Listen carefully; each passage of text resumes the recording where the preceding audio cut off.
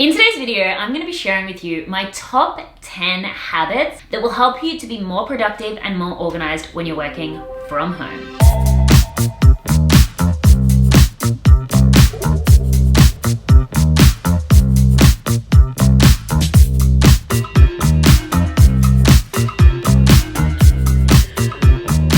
Hey everyone, and welcome back to my channel. My name is Erin, and this channel is all about entrepreneurship and living your best life. And what I wanted to do in today's video was walk you through my top 10 habits for productivity, particularly for those of you who are working from home. So I've been working from home for honestly about 3.5 years now, and I can tell you that if you don't have the right habits in place, it can be so easy to fall into bad patterns that keep you stuck, that leave you procrastinating, and this really doesn't help you to move your business forward or get you towards your goals. So if you followed me for a while, you know that habits to me is just an absolute obsession. I truly do believe that our success lies in our daily habits. You're not going to wake up one day and be successful. It's what you do over and over and over again that will get you there. And when it comes to working from home, as I said, it can be really easy to fall into negative patterns and do things that aren't serving your bigger, higher vision. But you can change that with a few habits. So that is what we're talking about today. If you did enjoy the video, I would very much appreciate it if you gave it a big thumbs up.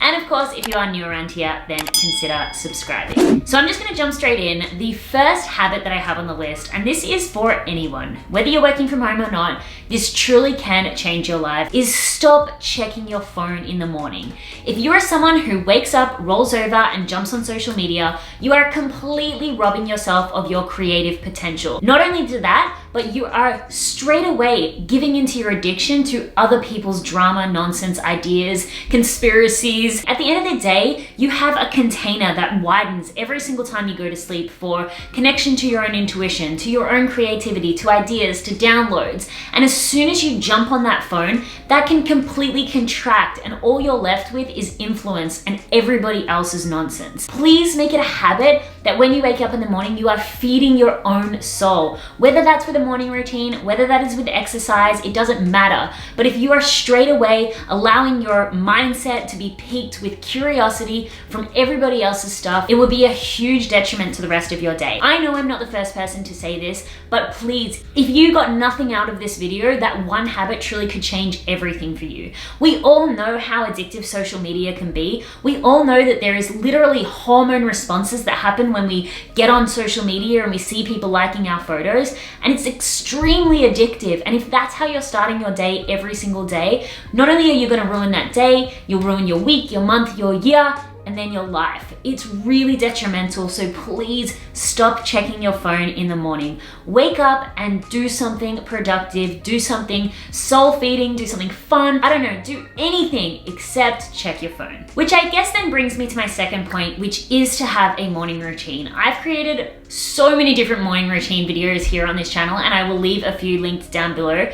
My morning routine is always changing and evolving with my own personal growth. But if you're not checking your phone, what do you actually go and do? Well, for me, I journal. So the first thing that I do when I wake up every single morning is that I will journal. I will do some scripting exercises, as in writing out my goals and dreams, and if they'd already happened. I work on my limitations, my blocks. I do morning pages. I write out my goals. I just sit there with a coffee and I write. Then what I will do after that is either some type of energetic work, like a meditation or a visualization of some sort, and then I'll go to the gym. So that's my morning routine as of late, but you can make your morning routine up with anything, as long as it is giving yourself space to be mindful, connecting with your intuition in some type of way, whether that be through visualization or journaling, and preferably moving your body to some degree. Whether it's stretching, working out in the gym, whatever, just do something. The next habit that I think is really important is to make sure that your office space is set up for success. Whether you have a full dedicated office or it's just a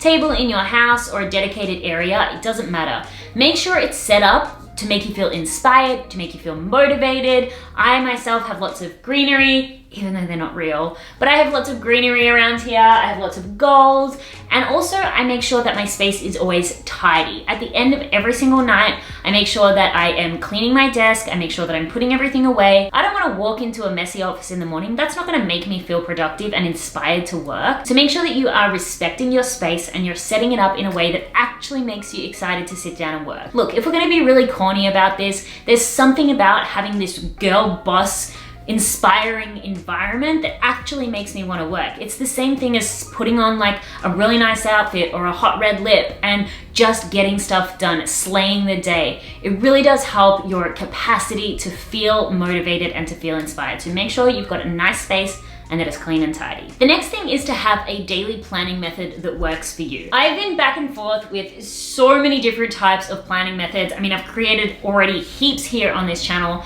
and I just keep evolving and keep trying new things. But what I'm trying to say is, whether it's a to-do list, whether it's a calendar, whether it's a project management tool, it doesn't really matter. None of those are gonna be more successful than each other. You've just gotta find the thing that works for you. Ultimately, a planning method, an organization method, it really is just there to stop you from feeling overwhelmed with all of the things that you need to do. You still need to take action. No one planning method is going to be more successful than the other, but find one that doesn't stress you out, find the one that doesn't make you feel overwhelmed, find one that just really helps you focus on priority tasks in the beginning of the day and then doing all of the other things that you need to do later in the day. But really go out there, there's so many different things that you can do. I myself use a combination of Asana, a project management tool, for my overall project planning, and then a daily to-do list as well as my calendar. Those are the three things that I use, and you can watch more about that in this video here, I think it is. But ultimately, at the end of the day, as I said, it doesn't matter what method you use, just find one that works for you and that you actually enjoy doing.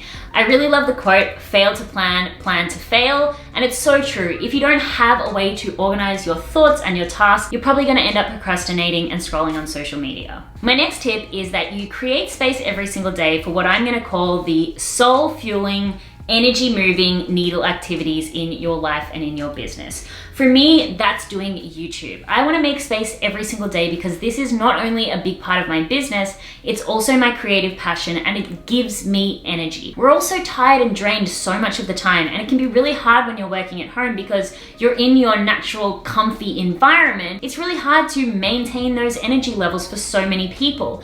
But as a matter of fact, it's not going to be the food that you eat or the sleep that you get that's going to help you to feel motivated. It will definitely give you energy, but it's not going to help you feel motivated.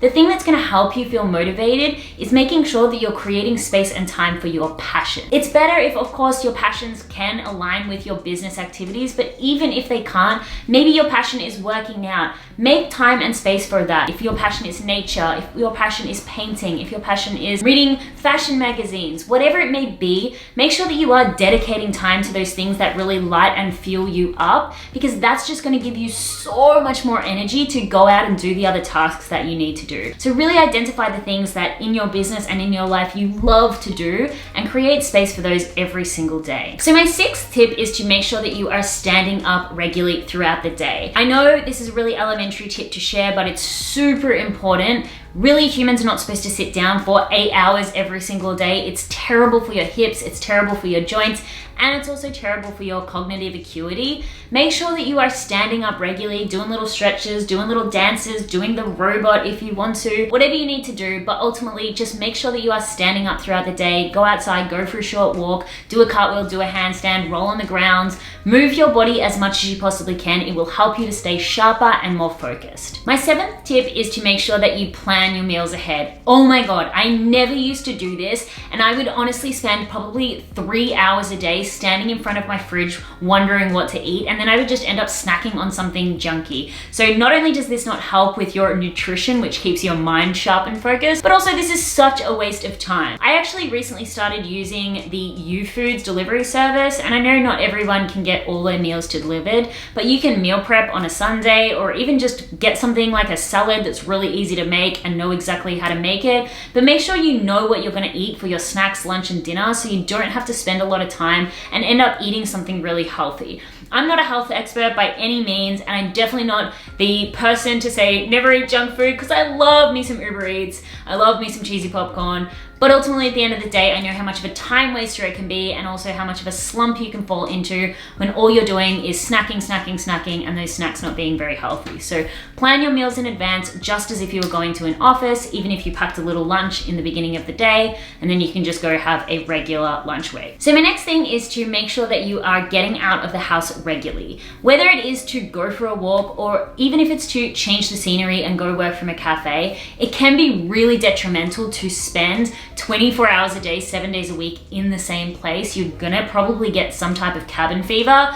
I know that I definitely did that. I found 2018 was really hard for me because I wasn't getting out of my house enough. There was definitely times where it was like 3 days would pass and I literally wouldn't have left my house. Get ready every day, but still working and sleeping and chilling and doing all the things that I love to do generally happens right here. So really try and make an effort to go for a walk, go to a cafe, go catch up with a friend. If you are working from home full time, you have the luxury of setting up your own schedule. So make sure you are scheduling in self-care, and self-care means actually getting outside and doing other things as well. Something else that's really important is face-to-face interaction, but I'm not just talking about talking to your clients or being in active work mode. Try to really get a conversation in where you can be totally open and vulnerable at least once a day. Now, this is not only good because it helps you interact with people around you, but it also just creates a non-entrepreneurial space for you to be you. Sometimes it's really easy as entrepreneurs to just always be on, always be in coach mode, always be in creator mode. But ultimately, at the end of the day, if you just call a friend, call your mom,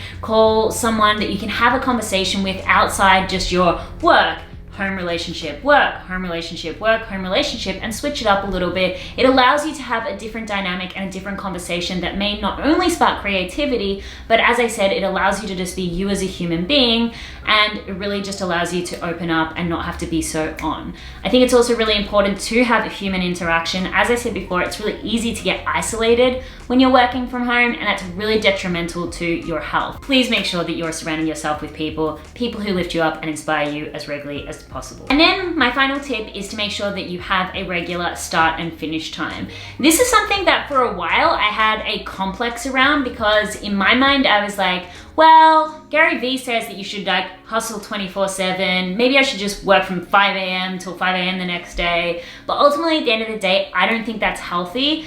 I actually really do like to work 9 to 5. I really love to work 9 to 5, and that's okay. It allows me the time I need in the morning to do my morning routine, get ready, and do a bit of self-development. And then it allows me the time in the evening to make dinner and switch off and spend some time with my fiance. So find a time that works for you, but make sure you're sticking to it and it's pretty regular every day. Your body will thrive a lot more off ritual and routine. So if you're doing the same things in the morning and then starting work at the same time and ending work at the same time, not only is that going to help you to be more productive throughout the day, but then it will also help you to sleep better at night and then feel more energetic all over. So those are all my tips on how to stay productive and focused when working from home. But in all honesty, I just want to make sure that you are not living in a state of denial. I'm going to have a bit of a real talk here, because I myself, and I know so many people, have fallen into the trap of looking for tips, advice, and hacks on how to be more productive, when ultimately at the end of the day, it really comes down to you and your own internal motivation.